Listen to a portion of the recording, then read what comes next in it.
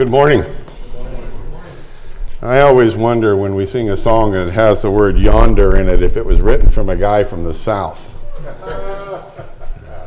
My grandmother always was telling me that's go over there, go over yonder and pick that up. So good to have you with us. I can't remember really a time when we haven't had visitors with us, and again, that's true this morning, and we are so appreciative of you choosing to be with us and worshiping with us today. And obviously, we'd all like to have opportunity to welcome you individually. So, and I know as this may fall on deaf ears, but please delay sprinting out of here at the last amen and let us do that. Please open your Bibles to, make sure this is on, to the book of Ruth. Tiny book, 4 chapters long. If you find Judges and 1 Samuel, it'll be nestled right there in the beginning, in between those two. I began a series back in December on the book of Ruth. This is the third lesson in that series. The first one was kind of an intro where we noticed that in Ruth, it begins in first chapter with 3 deaths, and the 4th chapter has an announcement of 3 births. And then last month we covered the journey that Ruth and Naomi began to take from Moab back to Judah. And today we're going to be in the 2nd chapter. Ruth and Naomi have in fact returned to Naomi's hometown, which is Bethlehem. And this is where, as far as the action in the book of Ruth really takes off here in chapter 2. We're going to see this whole drama now unfolding, and we're going to see hard work. We're going to see sacrifice. We're even going to see romance. So it's a really great book. Won't take very long to read the whole book if you're interested. And we're going to see, especially today, that what appears to be something small can result with God's blessing and turn into something that is monumental. And that's a principle that we see over and over again in the Bible, where we have something that may be even considered insignificant, and God can take that and create something amazing. And in the course of the lesson, we'll look at some of those things. The title of the lesson is Redemption is Coming. And I'll explain the title a little bit later on. The lesson is, in fact, contained in the entire 2nd chapter of Ruth. And normally, or sometimes, I would read the whole thing. I did that yesterday on the Facebook edition of this lesson. And when I got done reading it, I thought, I'm not doing that tomorrow in my mind. I didn't tell the people that would be watching it on Facebook that. And so what I'll just read, we'll go through, we'll refer to all of it, but we'll read particular verses as we go through the 2nd chapter. But I would encourage you to read the whole chapter at some point in time, not now, but maybe later. I'm going to divide the 2nd chapter, the drama that's contained in chapter 2, into 5 different acts. And so we'll just go from one to the next. And the first act is a heads up is given. A heads up is when someone predicts or foreshadows something that's going to happen. When I was growing up, if a ball was hit in the field and you weren't looking, somebody would say heads up, because if you don't look, you're going to get hit. They're predicting you're going to get hit if you don't look up and move. There's another way of looking at that in the sense of calling a shot or calling his shot. That is a billiards term. If you're playing 8-ball and you get down to the last, at least if you're playing solids and stripes, and I'm not meaning to give the whole game here, but when the point of the game is the last person gets the 8-ball and drops it into one of the pockets. If you're trying to do that, you have to call your shot. You have to say which pocket that 8-ball is going to go into. If you don't call it, or if it goes into a pocket other than what you said, you don't get credit for it. It goes back out on the board. So the first time that expression, calling your shot, happened in a situation other than pool was in 1932 at Game 3 of the World Series, and we have Babe Ruth. And I'm not using Babe Ruth as a pun for the book of Ruth. That just happens to be coincidental. Okay, so in the third inning of the third game, he just took his bat and he pointed to left center. And he was predicting that he was going to hit it there. Excuse me, it's the fifth inning. And when he did that, on the next pitch, he hit a home run over the fence in left center. And one of the writers used that billiards term and said that Ruth had called his shot. Well, what I'm wanting you to understand is that the writer of the book of Ruth is doing the same thing for us here in the first part of chapter 2. He's calling his shot. He's telling us ahead of time what's going to happen. And I'll come back to that in just a second. But first of all, let me talk to you about the setting, and it's very typical of this time and place. We have an agrarian society. The basis of the living and the work is agricultural, and everything that you do, everything in your life depends on the land. Your living, your livelihood, your future is all tied into that. And Naomi now has returned from Moab, and she has no land ownership. And again, I'll explain that a little bit more in a moment. It's also a patriarchal society. Consequently, if you're a single woman or you're a widow, you have little, if any, rights in this society. And if you're in need, it's going to come as a result of charity. That's the only way you're going to be able to survive. And that would be the case in just about every culture of the world at that time, except Israel. There was a safety net for that in the nation of Israel as a result of God's law. If you look at Leviticus chapter 19, verses 9 and 10, it should be up on the screen there. It's on my screen. It says, when you reap the harvest of your land, do not reap to the very edges of your field, or gather the gleanings of your harvest. Do not go over your vineyard a second time, or pick up the grapes that have fallen. Leave them for the poor and the foreigner. I am the Lord your God. That is repeated again in Deuteronomy with a little bit more information. When you are harvesting in your field and you overlook a sheaf, do not go back to get it. Leave it for the foreigner, the fatherless, and the widow, so that the Lord your God may bless you in the work of your hands. When you beat the olives from your trees, do not go over the branches a second time. Leave what remains for the foreigner, the fatherless, and the widow. When you harvest the grapes in your vineyard, do not go over the vines again. Leave what remains for the foreigner, the fatherless, and the widow. Remember that you were slaves in Egypt. That is why I command you to do this. Robin has told me several times her grandfather was one of the first people in the Tualco Valley up around Monroe to plant raspberries and had that as an agricultural product. And when Robin was older, after the pickers had gone through, her grandfather would tell her to now go back through and pick all the raspberries that were left. If it was under the law, he wouldn't have been allowed to do that. And what's different here specifically in Deuteronomy over what we read in Leviticus is that God specifies the widow. Leave that for the widow.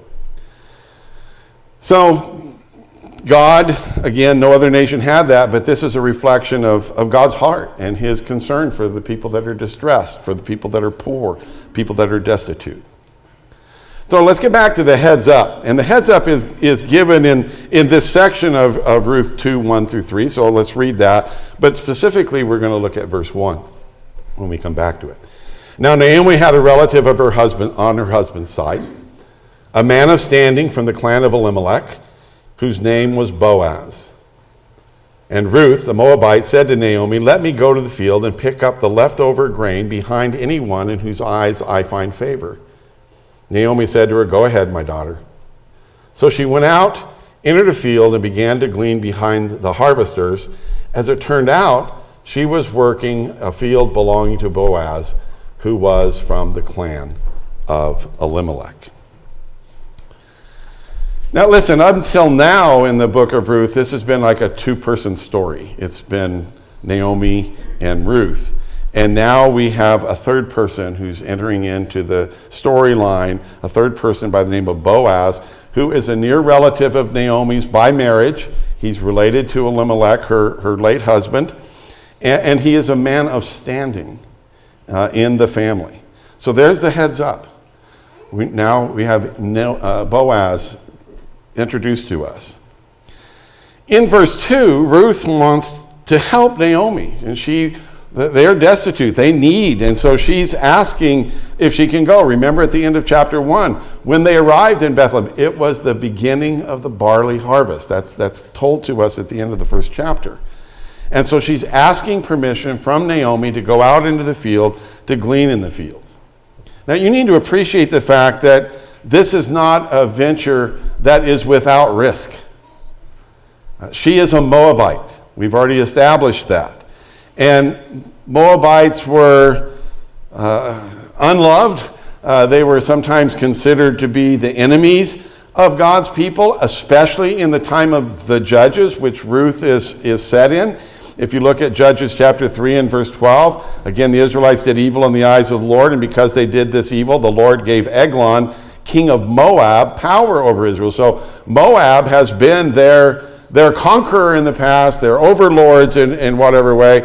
And listen, the trouble with Moab dates all the way back to chapter 22 of Numbers. Remember when Balak is asking Balaam to curse the Israelites as they come? That's all about Moab as well. And so here's Ruth, a foreigner who's seeking assistance, who's trying to survive. We see this in our society today. Look at the general attitude that people have towards immigrants in this country, and the unwelcome status that we have, even of those who come in legally. Right. And as a single woman, a single Moabite woman, Ruth is vulnerable as well to those whose intentions might be less than admirable. But their need is great, and as you read that, and I tried to read it with that kind of a voice in verse 2, she says, "Let me go," and Naomi says, "Go ahead, my daughter." And because it's going to come up later in the lesson, I just want you to have a mindset here that Naomi isn't paying attention to what's going on. She's in a blue funk, and she's not paying attention. She just tells Ruth to go without any kind of warning about the things that I just discussed here. And so the text tells us that she went out. And as it turned out, as she entered the field, it was the field of Boaz, Elimelech's relative. I want you to focus on that phrase, "as it turned out." That is one Hebrew word. It's kara, or quara, Q-A-R-A-H. That same word is found in Genesis chapter, don't take the U out. I don't even know why I put a U in there. It's Q-A-R-A-H. I did because every word in English has a U after a Q, but not this one. In Genesis chapter 24 and verse 12, the servant of Abraham, he's been sent to find a wife for Isaac, and he's just arrived in Padam Aram and prays to God, and he says, "Lord God of my master Abraham, make me successful today and show kindness to my master Abraham. Show me kara."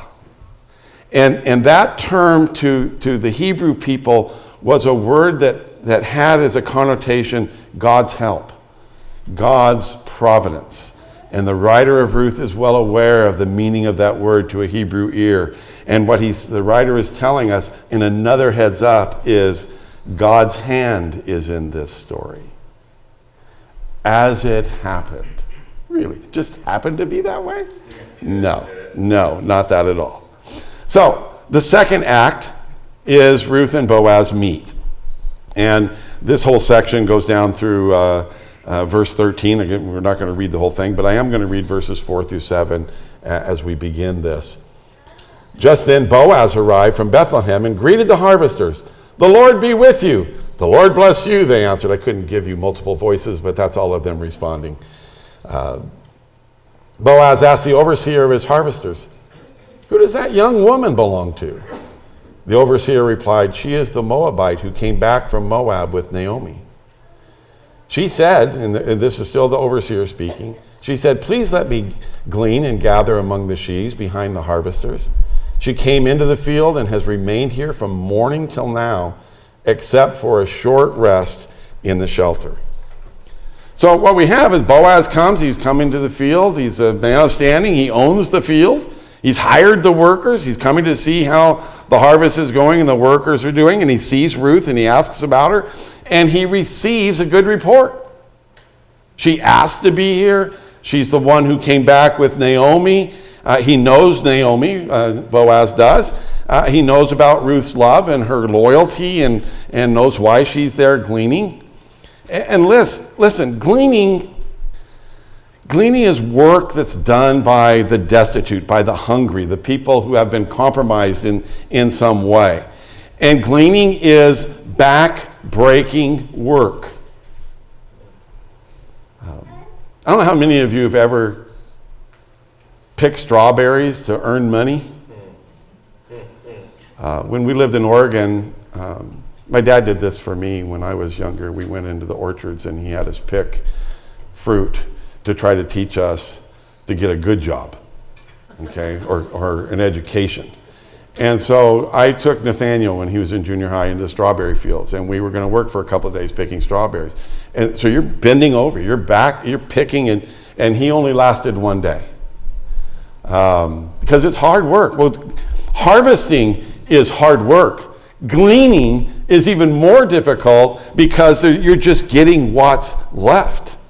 You're picking what is left over. And so he calls Ruth over for a conversation, verses 8 and 9.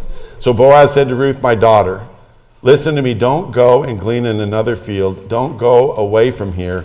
Stay here with the women who work for me. Watch the field where the men are harvesting and follow along after the women. I have told the men not to lay a hand on you, and whenever you are thirsty, go and get a drink from the water jars the men have filled." So Boaz calls her over, gives her some advice on how to stay safe and well. Don't go someone else's field. Stay in mine. Follow after my women. You can follow them. Listen, I've told the men not to lay a hand on you. Why would you have to do that? Because that indicates the inherent danger that a young woman, a foreign young woman, would find herself in a situation like this. There's an inherent danger. And he says, if you're thirsty, the men have drawn water out. You can drink from there. Well, in verses 10 through 13, Ruth is very grateful.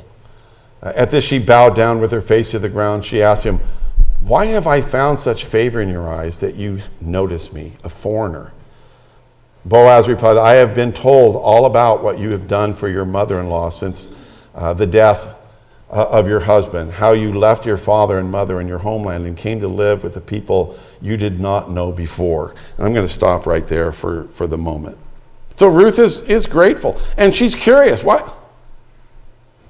Why are you being so nice to me? Why are you showing me this kindness? And Boaz tells her, "I've heard.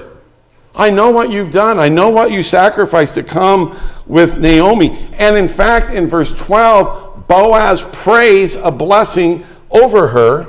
"May the Lord repay you for what you have done.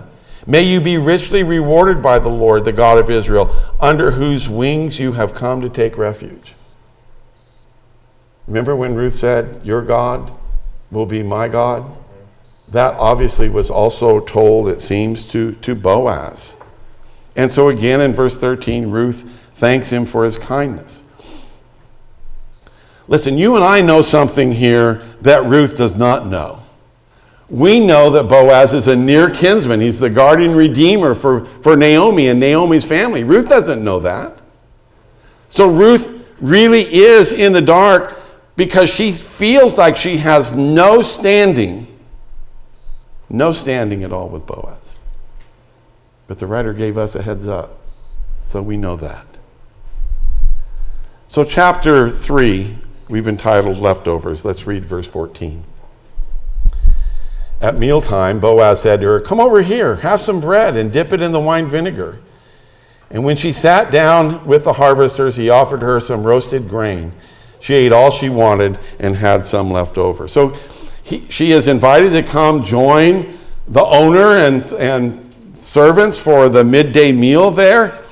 And we are told at the end that she had all she wanted and had some left over. Okay, so get your biblical minds revved up. Does that phrase, she had all she wanted and had some left over, remind you of anything? It should remind you of Matthew chapter 14 and verse 20, when Jesus is feeding the 5,000, which probably was 10,000 at least. It says, they all ate and were satisfied, and the disciples picked up 12 basketfuls of broken pieces that were left over. Okay? Maybe it will remind you in the next chapter of Matthew where Jesus is feeding the 4,000 and they all ate and were satisfied. Afterward, the disciples picked up 7 basketfuls of broken pieces that were left over. What we're seeing here in Ruth is a small picture of God's grace, where you take a little that we see in Matthew, where Jesus, according to John's record, has a small boy's lunch of 5 loaves and 2 fishes.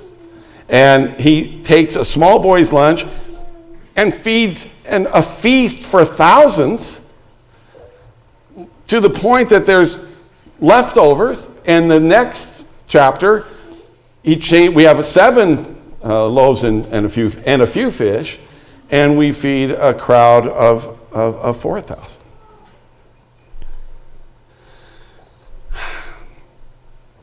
Listen, the result of all this is to the point that they had all they wanted, and then there was leftovers. And listen, that's a picture of Eden, isn't it? They had all they wanted.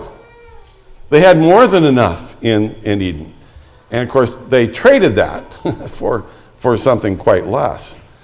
But it's this state of abundance and God's blessing that he can take a little and make a lot of it, that also applies in the kingdom of God for us today. And I'm not just talking about physically. The signs that Jesus did here, listen, feeding the 5,000 and feeding the 4,000 aren't just haphazard miracles. They are signs, and we've talked about that in our study about signs in 2 Corinthians. Signs point to something, and these miracles are pointing to Jesus. In feeding the 5,000, the population of that crowd was all Jews. All Jewish people. And how many leftovers did they take up? 12 baskets. 12.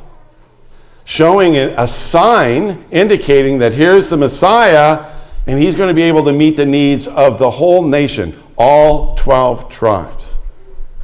The next miracle is a miracle of feeding the 4,000 of Gentiles, mostly Gentiles. And they ate and had all that they wanted. And how much was left over? 7 basketfuls. 7 is a number that relates to completeness, to totality. So on one case, we have Jesus saying, I'll provide for all of my people. And in chapter 15, I'll provide for all mankind. It's a sign.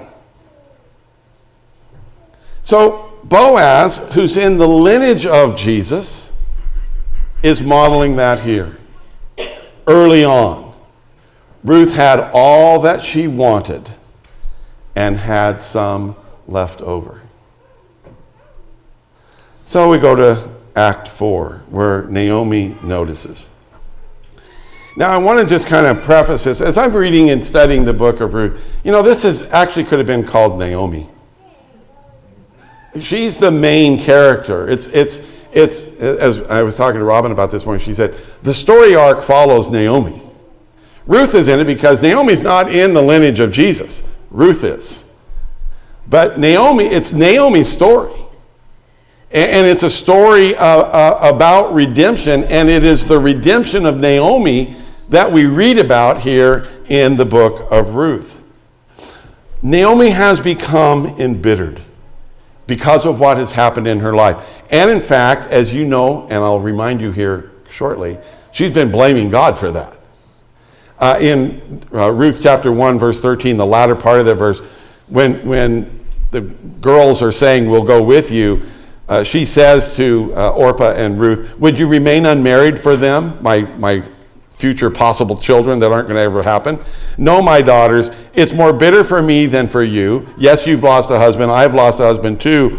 But it's bitter for me because the Lord's hand has turned against me. Who's Naomi blaming for all of this? She's blaming God. Chapter 1 and verse 20, don't call me Naomi when she gets back to Bethlehem.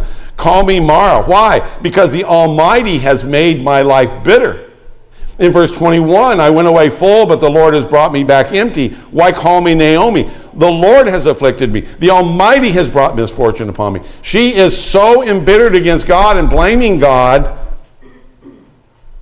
And Naomi doesn't know something that we know.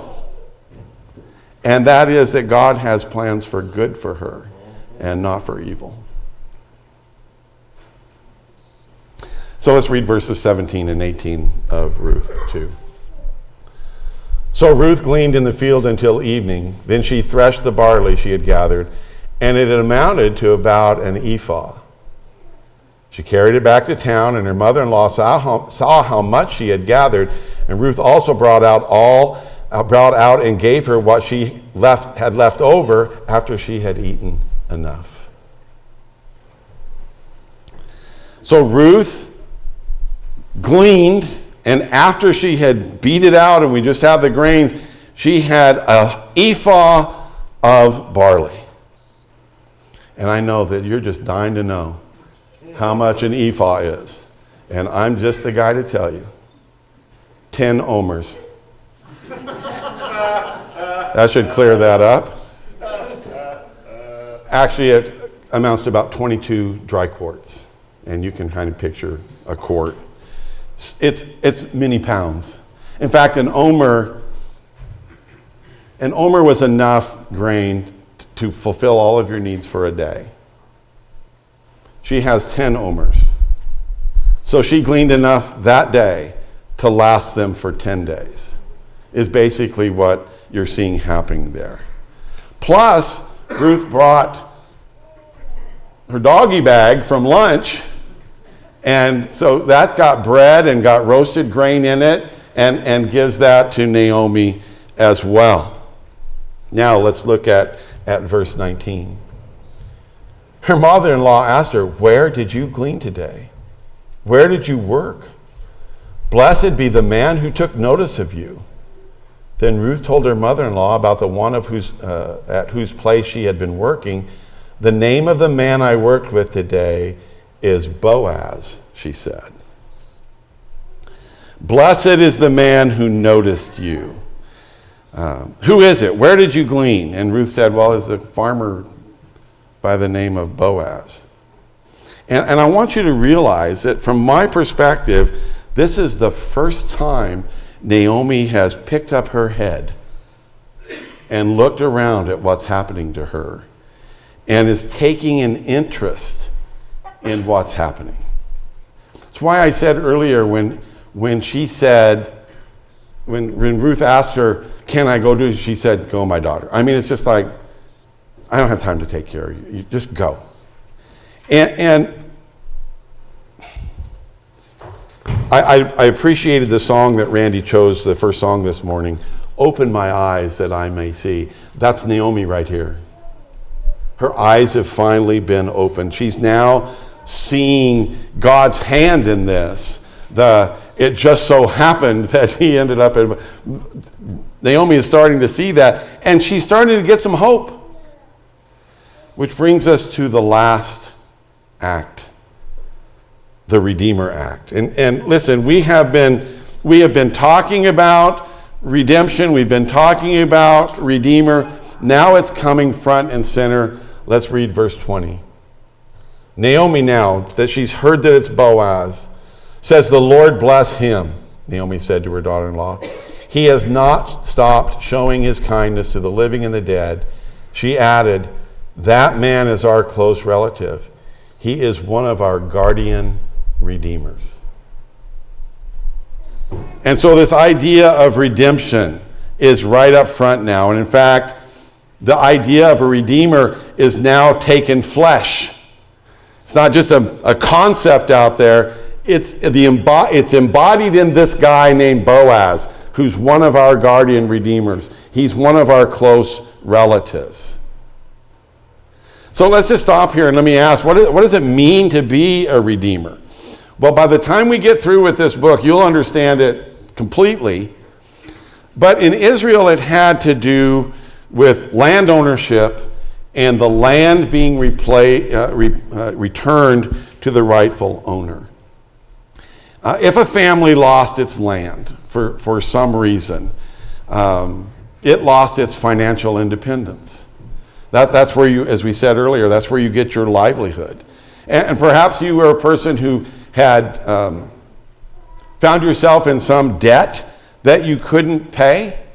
And so you would take the asset that you had, which was your land, and you would sell it. And I believe that's probably what Elimelech did. When he left Judah and fled to Moab, he sold his property. So he had funds to take with him when he left. But when I say sold in the Bible, it's really, from our point of view, it's a lease. Okay, so if you had a piece of property, it was your property. It was your inherent property. And on the 50th year, every 50th year, what did that property do? It always reverted back to the original owner. And so the value of the lease depended on how much time there was from the time of the signing of the lease till the Jubilee, because then the guy's got to give it back. Okay? And so apparently when Naomi comes back, the Jubilee hasn't happened yet. She still has no land. The lease is still in somebody else's hand. And you could lose it as a result of death, in which case is the case here that all the males in Naomi's family have died. There is no heir to take the land. Or perhaps it wasn't enough. You had a debt that was so great, you sold the land, still not enough, you sold yourself. You sold yourself into slavery, at which point in time, again, the Jubilee you would be freed.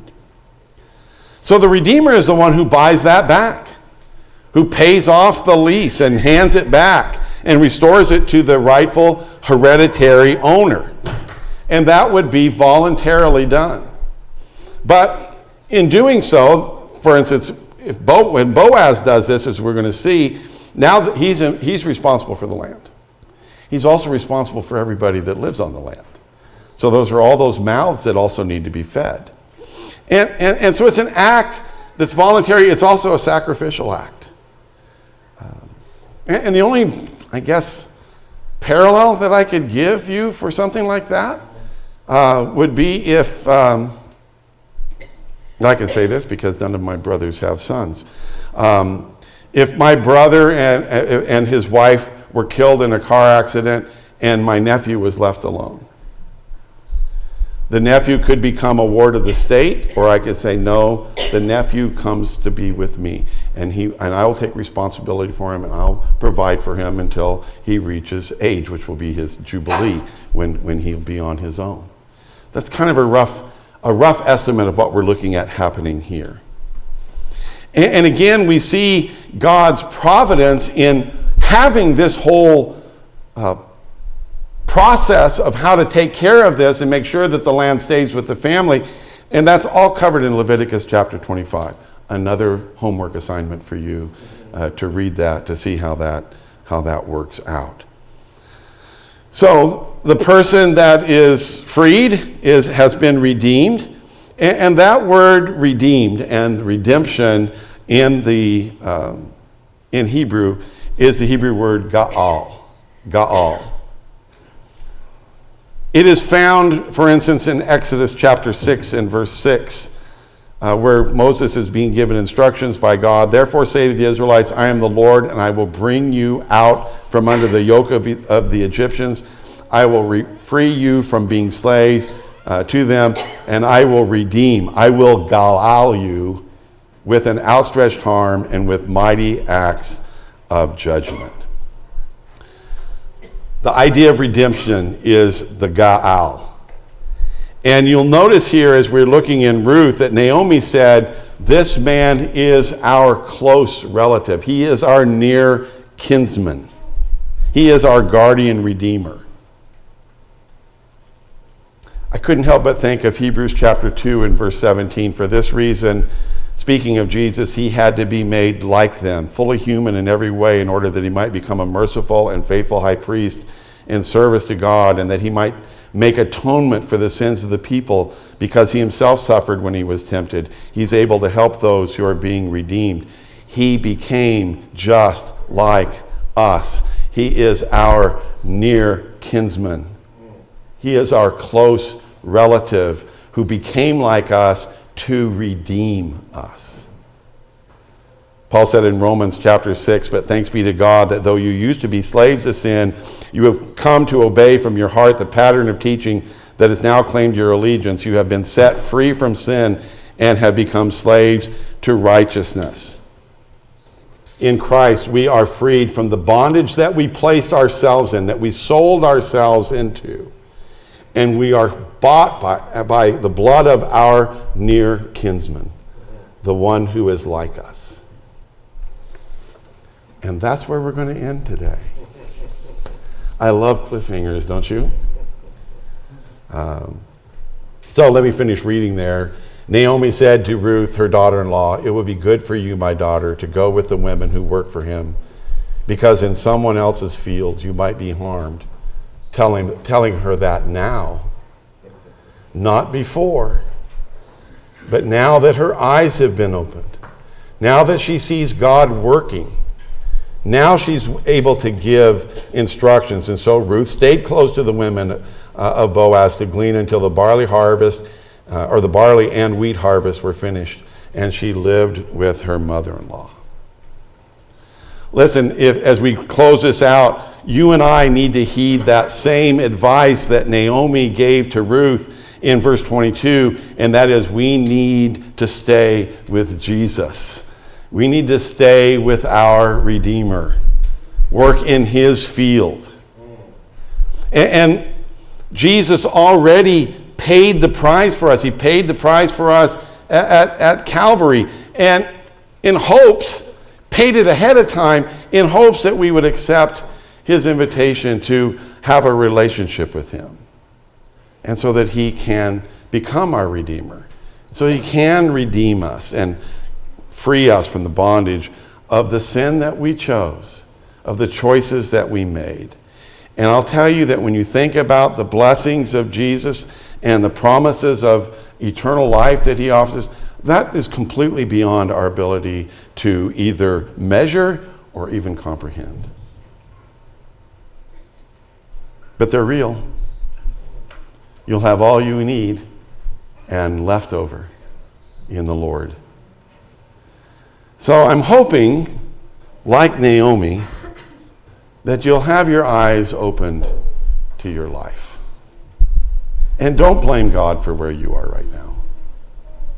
He's got good plans for you. He's got a hope for you of eternity with him in heaven. But you have to accept the gift, and you have to accept the plan, and you have to trust in him.